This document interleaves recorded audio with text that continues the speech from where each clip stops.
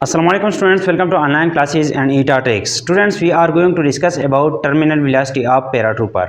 Last lecture में हमने terminal velocity के बारे में पढ़ा था कि टर्मिनल वेलोसिटी क्या होती है।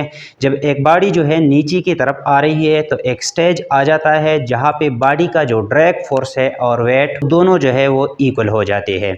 उस कंडीशन में बॉडी की वेलोसिटी कांस्टेंट हो जाती है और उस वेलोसिटी को हम कहते हैं टर्मिनल वेलोसिटी।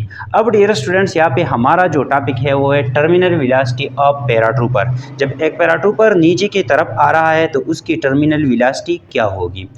स्टूडेंट्स, इनिशियली जब पैराट्रूपर जो है जहाज से जंप लगाता है तो तकरीबन 20 सेकंड बाद उसकी वेलोसिटी कांस्टेंट हो जाती है। ये वेलोसिटी क्यों कांस्टेंट हो जाती है? क्योंकि जब पैराट्रूपर नीचे की तरफ आएगा तो उसका जो स्पीड है वो इंक्रीज होगा। जब स्पीड इंक्रीज होता है तो उस पे लगने वाला ड्रैग फोर्स भी इंक्रीज होगा और एक स्टेज आ जाएगा जब ड्रैग फोर्स और वेट दोनों इक्वल हो जाएंगे। ड्रैग फोर्स जब वेट के इक्वल हो जाता है तो उस टाइम वेलोसिटी कांस्टेंट हो जाती है और उस वेलोसिटी को हम कहते हैं टर्मिनल वेलोसिटी। तो इसलिए जब एक पैराट्रूपर जंप लगाएगा तो तकरीबन 20 सेकंड बाद उस पे लगने वाला जो ड्रैग फोर्स है वो और बॉडी का या पैराट्रूपर का जो वेट है वो दोनों इक्वल हो जाएंगे और बॉडी जो है या पैराट्रूपर जो है नीचे की तरफ कांस्टेंट वेलोसिटी के साथ आएगा और उस वेलोसिटी को हम कहते हैं टर्मिनल वेलोसिटी। अब फ्रेंड्स, यहाँ पे हमने ग्राफ लिया हुआ है बिटवीन वेलोसिटी एंड टाइम। जब टाइम गुजरेगा तो हमारे पास बॉडी का जो स्पीड है वो बढ़ेगा और उस स्पीड के बढ़ने के साथ साथ ड्रैग फोर्स भी बढ़ेगा।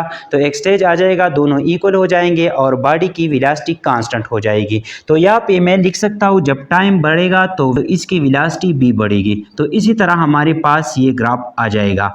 अब स्टूडेंट्स, जब 20 सेकंड गुजर जाएंगे तो ड्रैग फोर्स और वेट जो है ये दोनों इक्वल हो जाएंगे और इस स्टेज पर जो बॉडी की वेलोसिटी है वो कांस्टेंट हो जाएगी, मज़ीद नहीं बढ़ेगी। तो इसलिए हमारे पास ये वेलोसिटी यहाँ पे कांस्टेंट हो जाएगी। डियर स्टूडेंट्स, यहाँ पे हमने लिखा हुआ है कि जब पैराशूट क्लोज्ड हो और पैराट्रूपर जो है जहाज से जंप करे तो तकरीबन 20 सेकंड बाद इसकी कांस्टेंट वेलोसिटी हो जाती है 39 और उस 39 कांस्टेंट वेलोसिटी को हम कहते हैं टर्मिनल वेलोसिटी। तो यहाँ पे 20 सेकंड बाद इसकी जो वेलोसिटी है तकरीबन 39 मीटर पर सेकंड हो जाती है। अब स्टूडेंट्स, यहाँ पे जब पैराट्रूपर जो है अपना पैराशूट खोलेगा तो क्या होगा? जब पैराशूट खोलेगा तो वहाँ पे जो सरफेस एरिया है वो इंक्रीज हो जाएगा और जब सरफेस एरिया इंक्रीज होगा तो डायरेक्टली ड्रैग फोर्स भी इंक्रीज हो जाएगा, क्योंकि ड्रैग फोर्स का सरफेस एरिया के साथ डायरेक्ट रिलेशन है। जब सरफेस एरिया इंक्रीज होगा तो ड्रैग फोर्स भी इंक्रीज हो जाएगा और जब ड्रैग फोर्स अचानक इंक्रीज हो जाए तो वेलोसिटी में डायरेक्ट जो है वो डिक्रीज आ जाएगा। तो यहाँ पे हम कहते हैं कि अब इसके बाद जब पैराशूट ओपन हो जाएगा तो ड्रैग फोर्स इंक्रीज हो जाएगा due to the increase in surface area. Surface area की वजह से यहाँ पे ड्रैग फोर्स भी इंक्रीज हो जाएगा। जब ड्रैग फोर्स इंक्रीज होगा तो इसकी वेलोसिटी डिक्रीज हो जाएगी। तो यहाँ पे इस पॉइंट से अब यहाँ पे हम लिखते हैं कि यहाँ पे पैराशूट जो है ये ओपन हो गया तो इसके बाद जो इसकी वेलोसिटी है वो डिक्रीज हो जाएगी। अब स्टूडेंट्स, जब वेलोसिटी डिक्रीज होगी तो according to Stokes law velocity जब डिक्रीज होगी तो उस पे लगने वाला ड्रैग फोर्स भी डिक्रीज होगा। यहाँ पे हमने पढ़ लिया कि जब ड्रैग फोर्स इस पे बढ़ेगा, क्यों बढ़ेगा? क्योंकि एरिया इंक्रीज होगा, एरिया की इंक्रीज की वजह से ड्रैग फोर्स बढ़ेगा और उस ड्रैग फोर्स की वजह से वेलोसिटी डिक्रीज होगी। तो डियर स्टूडेंट्स, यहाँ पे वेलोसिटी जो है ड्रैग फोर्स पे डिपेंड करती है। जब ड्रैग फोर्स इंक्रीज होता है तो वेलोसिटी डिक्रीज होती है। इसका रिलेशन ये है, हम यूँ लिख सकते हैं कि velocity is inversely proportional to drag force. जब यहाँ पे इस केस में ये वेलोसिटी जो है ये डिपेंडेंट है ऑन ड्रैग फोर्स, लेकिन दूसरा केस हमारे पास ये है कि जब वेलोसिटी इंक्रीज होती है या डिक्रीज होती है तो ड्रैग फोर्स पे क्या असर पड़ेगा। इट मींस कि ड्रैग फोर्स जो है वेलोसिटी पे किस तरह डिपेंड करता है, तो वो हमारे पास डायरेक्टली डिपेंडेंट है। ये हमने पढ़ा है स्टोक्स लॉ में कि जब हम गाड़ी में जा रहे हैं और हाथ बाहर निकाले, अगर हम आहिस्ता आहिस्ता जा रहे हैं तो हमारे ऊपर जो लगने वाला ड्रैग फोर्स है वो कम होगा, लेकिन अगर हम स्पीड के साथ जाएंगे, हमारा स्पीड ज़्यादा होगा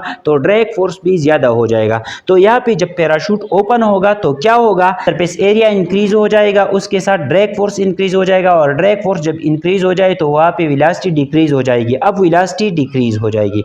अब स्टूडेंट्स आगे क्या होगा, जब वेलोसिटी डिक्रीज होगी तो इस पे जो लगने वाला ड्रैग फोर्स है वो भी आहिस्ता आहिस्ता डिक्रीज होता जाएगा, और दोबारा जो है ड्रैग फोर्स और वेट इक्वल हो जाएंगे। तो यहाँ पे हमारे पास दोबारा सपोज हम लिखते हैं कि यहाँ पे फिर से ड्रैग फोर्स इक्वल हो गया वेट का। जब ड्रैग फोर्स और वेट इक्वल हो जाएंगे तो इस पॉइंट पर भी बॉडी की वेलोसिटी जो है वो कांस्टेंट हो जाएगी, और इस वेलोसिटी को हम कहते हैं टर्मिनल वेलोसिटी। तो यहाँ पे पैराट्रूपर जो है इसके दो टर्मिनल वेलोसिटी है, एक जब पैराशूट ओपन हो और दूसरा जब पैराशूट क्लोज हो।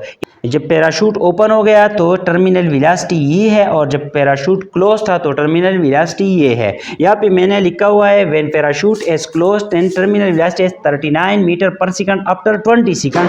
20 सेकंड के बाद इसकी terminal velocity 39 metre per second होती है। जबकि पैराशूट जब ओपन हो जाए तो टर्मिनल वेलोसिटी हमारे पास होती है 6 metre per second which is gained by the parachute after 42 second. यहाँ पे हमारे पास ये कौन सा पॉइंट है, 42 सेकंड है, और ये वेलोसिटी क्या है, 6 मीटर पर सेकंड। तो बॉडी जब अर्थ तक पहुंचेगी तो उस टाइम बॉडी की terminal velocity 6 metre per second होगी। डियर स्टूडेंट्स, ये था आज का हमारा टॉपिक। अगर किसी पॉइंट की समझ नहीं आई हो तो आप कमेंट बॉक्स में पूछ सकते हैं। Thank you all.